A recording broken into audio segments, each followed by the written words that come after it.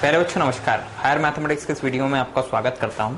और हमने अपने पिछले लेक्चर्स में स्टूडेंट्स वेक्टर स्पेस के ऊपर काफ़ी कुछ बात कर ली है। हम लोगों ने अभी तक ये देख लिया है कि वेक्टर स्पेस क्या होता है, वेक्टर सबस्पेस क्या होता है, और कोई भी वेक्टर स्पेस का जो सबसेट है वो कब वेक्टर सबस्पेस कहलाता है। उसके लिए हमने लास्ट टाइम एक थ्योरम भी किया था, और उसी थ्योरम का इस्तेमाल हम हमेशा किसी भी सबसेट को जो कि वेक्टर स्पेस का सबसेट होगा उसे सब स्पेस प्रूफ करने के लिए इस्तेमाल करेंगे। आज स्टूडेंट्स हम लोग एक थ्योरम के विषय में बात करेंगे जो कि अलजेब्रा ऑफ वेक्टर स्पेस के अंतर्गत आता है, जिसमें हम लोग दो वेक्टर सब स्पेस के इंटरसेक्शन को एक वेक्टर सब स्पेस प्रूफ करेंगे। तो आज का हमारा टॉपिक है students intersection of two vector subspaces. Okay, और ये जो रिजल्ट है ये आपको एक थ्योरम के फॉर्म में भी कभी कभी एग्जाम में पूछा जाता है, और वो थ्योरम कुछ इस तरह से होता है। Prove that the intersection of two vector subspaces are vector subspaces students. ठीक है, इट मीन्स दैट कि अगर हमारे पास में दो वेक्टर सबस्पेसेस हैं तो उनका जो इंटरसेक्शन है वो भी एक वेक्टर सबस्पेस होगा, ये हमें प्रूफ करना है। तो आइए जरा हम लोग इस रिजल्ट की शुरुआत करते हैं प्रूफ से, ठीक है ना। तो सबसे पहले late W1 and W2 are two vector subspace of VF, है ना। मतलब हमने वेक्टर स्पेस के दो सब स्पेसेस मान लिए W1 और W2। Now W1 and W2 are subspace, so zero vector, so zero vector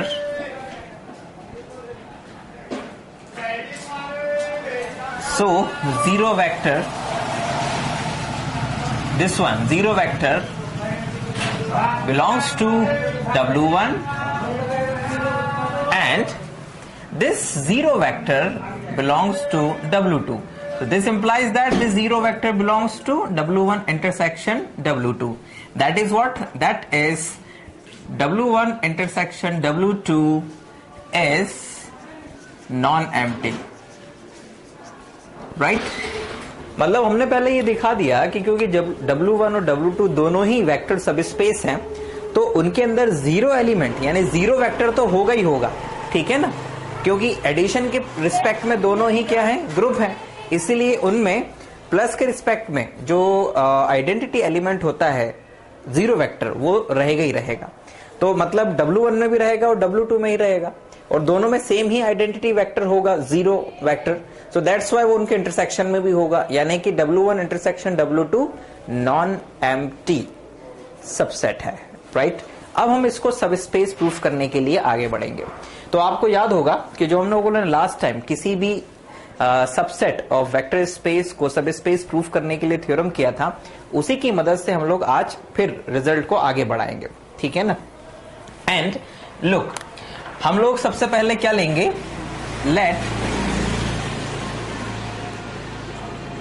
any alpha comma beta belongs to W1 and W2, ठीक है ना। इट मीन्स दैट सॉरी, इस statement को हम लोग यहां से इस तरह से लेंगे। हम दो एलिमेंट्स ले लेते हैं, let alpha beta belongs to W1 intersection W2, क्योंकि हमें इसे ही क्या प्रूफ करना है, वेक्टर सबस्पेस प्रूफ करना है। तो हमने इसमें दो एलिमेंट्स ले लिए, अल्फा एंड बीटा।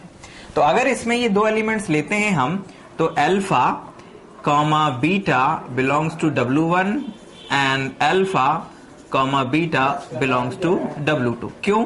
क्योंकि अगर उनके इंटरसेक्शन में है दो एलिमेंट्स तो दोनों में इंडिविजुअल भी होंगे, right. Now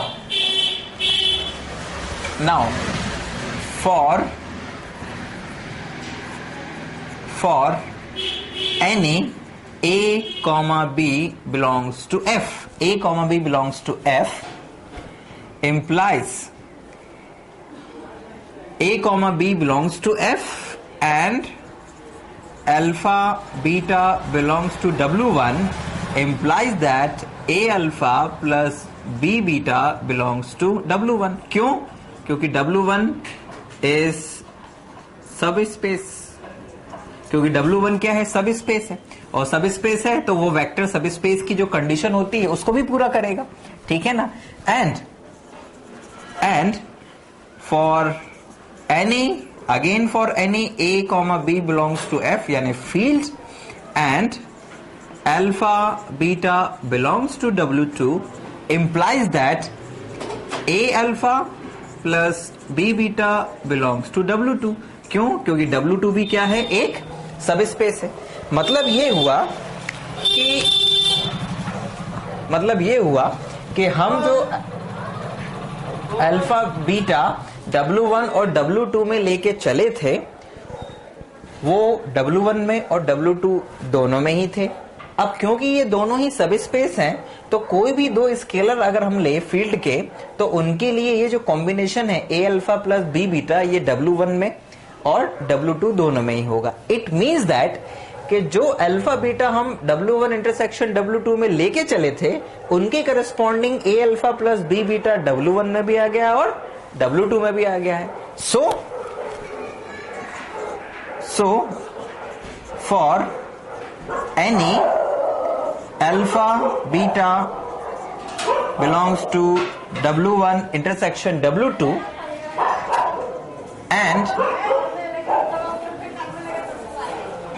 and A comma B belongs to F implies that A alpha B beta belongs to W1 intersection W2, right? It means what?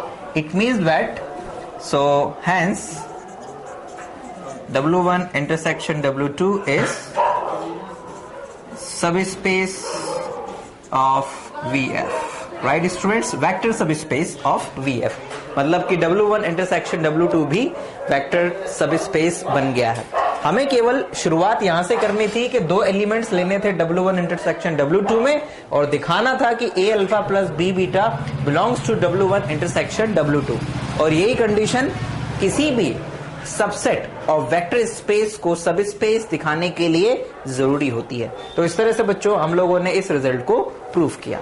तो इस तरह से बच्चों किन्हीं भी दो वेक्टर सब स्पेसेस के इंटरसेक्शन को भी वेक्टर सब स्पेस प्रूफ किया जा सकता है। बहुत ही आसान प्रूफ है और ये अक्सर एग्जाम में पूछा जाता है स्टूडेंट्स। नाउ स्टूडेंट्स अब हम लोग एक दूसरे थ्योरम के ऊपर बात करेंगे आज इसी टॉपिक में and that topic is the union of two सब स्पेसेस।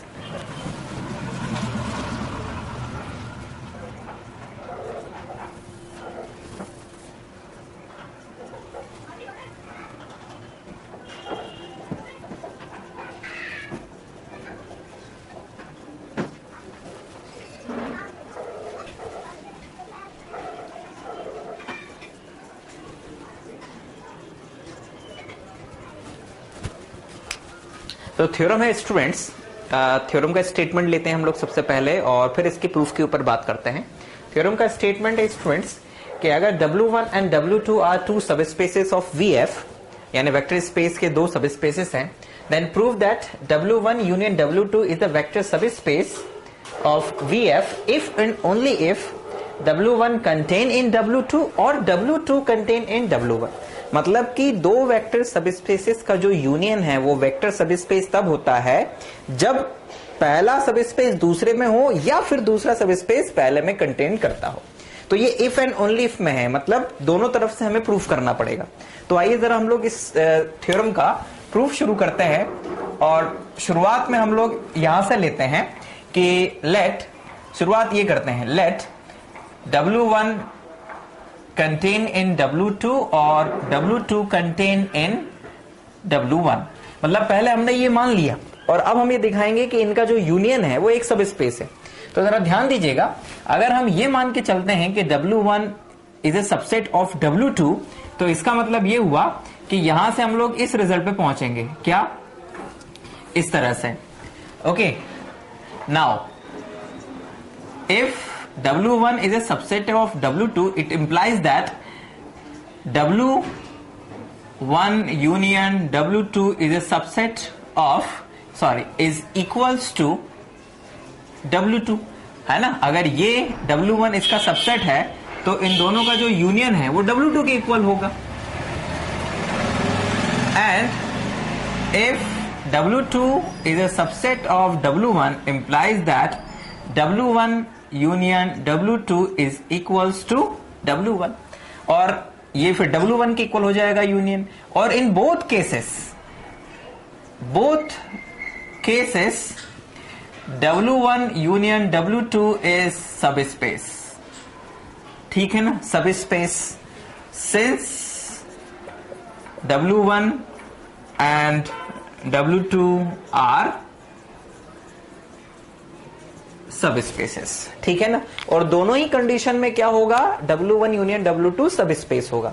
मतलब कि अगर W1 कंटेन इन W2 और W2 कंटेन इन W1, तो ऐसी स्थिति में W1 यूनियन W2 हमेशा ही वेक्टर सब स्पेस होगा, क्योंकि W1 और W2 का जो यूनियन है वो दोनों ही स्थिति में या तो W1 के इक्वल होगा या W2 के इक्वल होगा। और ऐसी स्थिति में हमारे पास में जो यूनियन है वो सब स्पेस बन जाएगा। क्यों?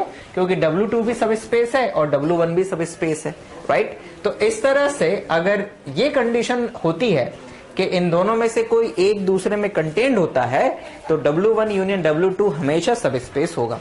तो हम लोगों ने अभी ये लेके चला और यूनियन को सब स्पेस दिखाया। अब उल्टा लेके चलेंगे, कन्वर्सली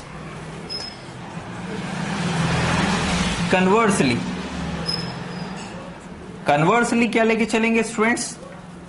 कन्वर्सली में हम लोग ये कन्वर्सली में let W1 union W2 is subspace, ठीक है ना। देन वी शो, तो हम लोग क्या दिखाएंगे, then we show W1 is a subset of W2 और W2 is a subset of W1। इन दोनों में से कोई एक चीज दिखाएंगे हम लोग। अब नाउ स्टूडेंट्स हम लोग आगे बढ़ते हैं, हम लोग उल्टा लेके चलेंगे। Let us suppose, let contradiction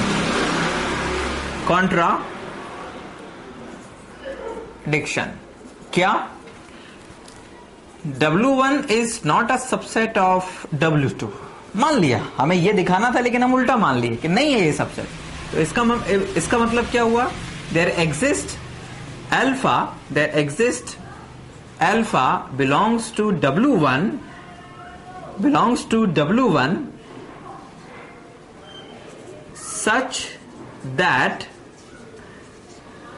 such that this alpha does not belongs to W2, है ना। मतलब अगर ये इसका सबसेट नहीं है, इट मींस दैट के W1 में एक एलिमेंट कम से कम ऐसा होगा ना जो कि W2 में ना हो, क्योंकि अगर सबसेट होता तो इसके सारे एलिमेंट इसमें होते, लेकिन ऐसा नहीं है। तो एक एलिमेंट अल्फा ऐसा जरूर होगा जो कि W2 में नहीं होगा। And W2 is not a subset of W1.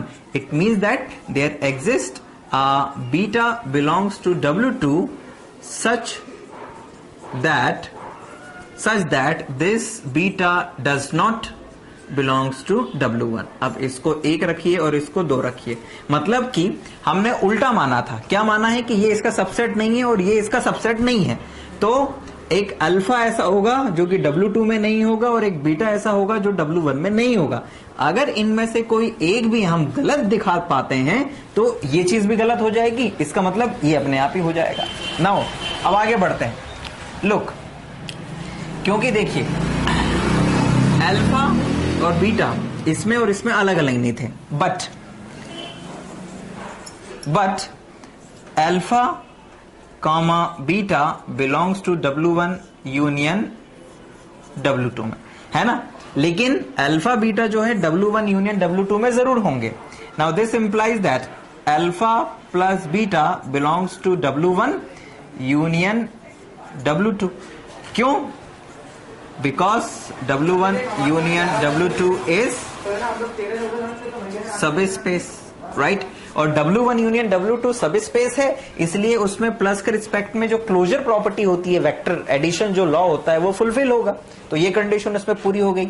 And now अब हम लोग आगे बढ़ते हैं। Look, alpha plus beta belongs to W1 union W2 में आ गया है। It means that this implies that alpha plus beta belongs to W1 और W2। मतलब ये जो अल्फा प्लस बीटा है या तो W1 में होगा या W2 में होगा। Now if alpha plus beta belongs to W1, अगर हम ऐसा मान के चलें कि ये अल्फा प्लस बीटा W1 में है, तो दिस इंप्लाइज दैट, क्या इंप्लाइज करेगा? This implies that alpha plus beta and minus क्या, जरा ध्यान दीजिएगा, W1 में बीटा नहीं है, मतलब W1 में बीटा नहीं है, लेकिन सारे जो हैं वो अल्फा हैं, राइट? बीटा नहीं है केवल, लेकिन सारे अल्फा क्या हैं? W1 में है। ये देखिए अल्फा W1 में है। तो अगर अल्फा प्लस बीटा W1 में है तो अल्फा प्लस बीटा में से हम इस अल्फा को माइनस कर सकते हैं। क्यों? क्योंकि ये एलिमेंट W1 का है, अल्फा भी W1 का है, तो उनका जो माइनस है यानी alpha plus beta minus alpha, एक तरह से हम ये कहना चाह रहे हैं कि प्लस एंड माइनस अल्फा, मतलब कि अगर अल्फा है तो उसका इनवर्स, एडिटिव इनवर्स भी W1 में होना चाहिए। तो अगर अल्फा प्लस बीटा W1 में है और क्योंकि अल्फा का एडिटिव इनवर्स भी W1 में है, तो उनका जो सम होगा वो भी W1 में होना चाहिए, इज इक्वल्स टू, और इसका सम कितना आएगा? बीटा, ये W1 में होना चाहिए। ठीक है ना? इट मीन्स दैट कि बीटा W1 में आ गया, जबकि हम क्या मान के चले थे कि बीटा तो W1 में है ही नहीं। ठीक है ना? Because W1 is subspace. ठीक, सब स्पेस है, इसलिए उसमें ये वाली कंडीशन होल्ड होगी, है ना? कि अगर हम ये मान के चलते हैं तो alpha plus beta minus alpha is equals to, ये अल्फा अल्फा कैंसिल, बीटा आ जाएगा और W1 में आ जाएगा। And if alpha plus beta belongs to W2 implies that alpha plus beta plus and minus beta, क्योंकि W2 में क्या है? बीटा है, तो इसका मतलब हुआ उसका एडिटिव इनवर्स भी W2 में होगा। तो उस एडिटिव इनवर्स, और क्योंकि ये भी W2 में है, तो इनका जो सम है इज इक्वल्स टू अल्फा, वो भी W2 में होना चाहिए, क्योंकि W2 इज अ सब स्पेस। और जरा ध्यान दीजिए, ऐसी स्थिति में क्या हो गया है? ऐसी स्थिति में बीटा W1 में आ गया है, जो कि बीटा W1 में नहीं था। अल्फा W2 में आ गया, जबकि अल्फा W2 में नहीं था। तो अगर हम ये मान के चलते हैं और W1 यूनियन W2 को सब स्पेस मान के चल रहे थे, तो ऐसी स्थिति में हम कॉन्ट्राडिक्शन रिजल्ट पे पहुंच रहे हैं। क्यों? क्योंकि ये कंडीशन गलत हो रही है। So it means that, so this implies that our assumption is wrong. Our assumption is wrong, and so that W1 is a subset of W2 और W2 is a subset of W1। तो इस तरह से बच्चों हम लोगों ने ये दिखाया कि अगर दो सबस्पेसेस का यूनियन एक सबस्पेस हो तो ऐसी स्थिति में W1 को W2 में या W2 को W1 में कंटेन करना ही पड़ेगा, और ये इफ एंड ओनली इफ में चलेगा। मतलब ये होगा तो ये होगा, और ये है तो ये जरूर होगा। ठीक है ना? तो इस तरह से बच्चों हम लोगों ने आज दो थ्योरम्स देखे। एक, हम लोगों ने दो सबस्पेसेस के इंटरसेक्शन को एक सबस्पेस प्रूफ किया, एंड दूसरा यूनियन ऑफ टू सबस्पेसेस को हम लोगों ने सबस्पेस प्रूफ किया कुछ खास कंडीशन के साथ में।